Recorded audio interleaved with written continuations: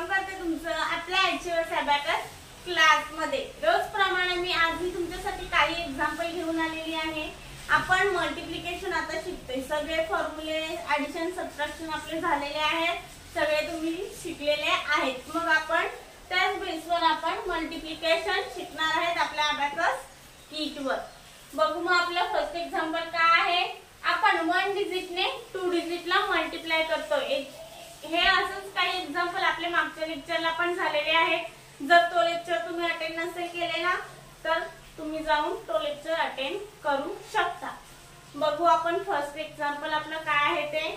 First example आहे 5 * 38। 5 * 38 आपल्याला करायचे आहे, म्हणजे 5 ने 38 ला मल्टिप्लाय करायचं आहे।